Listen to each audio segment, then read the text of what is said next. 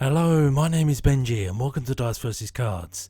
Today we review 7th Continent in 5 minutes or less. We're going to find out if you can weave a great storytelling adventure off the back of push your luck, hand and deck management. But most importantly, we consider the plausibility of all these pseudo-historical figures jaunting off to a cursed continent. 7th Continent is a lot of things mechanically, but at its heart is the telling of a cooperative story.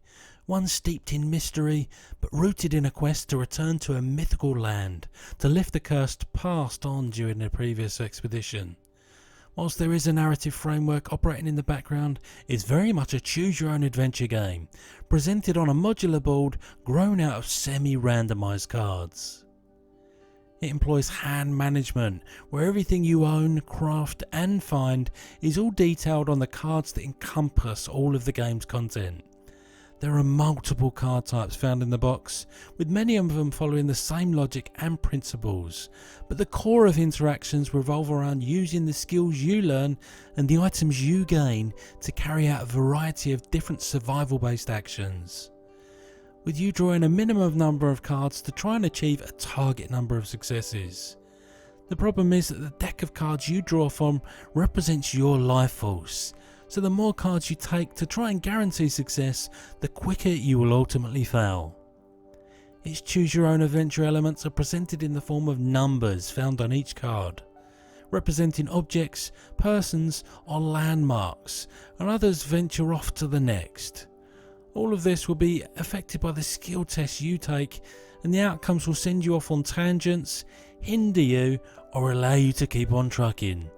So it's ultimately a game about risk and reward and towing the line between overextension and tight management of your available actions. So why might you like it?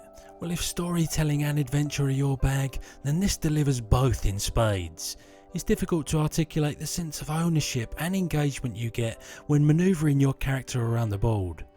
You really do feel the journey as you make decisions, using their strengths to their advantage and working as a team. Although this works very nicely at solo as well. It's got a versatile skill check and crafting system. You'll have opportunity to gain the proficiencies you need to make skill tests easier throughout a story, with you either increasing the chances of drawing cards to succeed or having a native means to guarantee a positive outcome. And you'll also craft items that have finite uses from things you pick up along the way. There's a genuine sense of achievement that's derived from obtaining all the pieces you need and subsequently equipping yourself with more and more in the way of useful tools and equipment. Where the real tension and ultimately excitement lies is in balancing the need to succeed in the short term with the need to keep enough action cards in the deck to keep yourself alive, because as soon as that deck is depleted, you're on borrowed time. Any potential card draw at that point can mean instant death, and whilst there are ways to turn back the clock at this point, you're only delaying the inevitable. It's also fairly unknown when you're new to the game how much you can push your luck, and so all these little things conjure up that sense of adventure and survival of the fittest. But why might you not like it? Well, it's an unforgiving game, which is no problem, but considering there's no real tutorial, you have to learn good practices as you go. But even with the best will and skill, you're probably going to die, and this is where its narrative framework has its downside. The game is certainly a bit of a time hog, and there's no huge incentive in terms of variety in starting everything from scratch again. Tied to the discussion about the game taking up a lot of time is the fact that this is a fairly cumbersome game, not necessarily to set up, although it's no walk in the park extracting all the cards there either, but packing away you'll be required to save the game state, which, let me tell you, no matter how helpful the provided dividers are, is no fun at all. For similar games you might want to try this if you liked The City of Kings or Gloomhaven.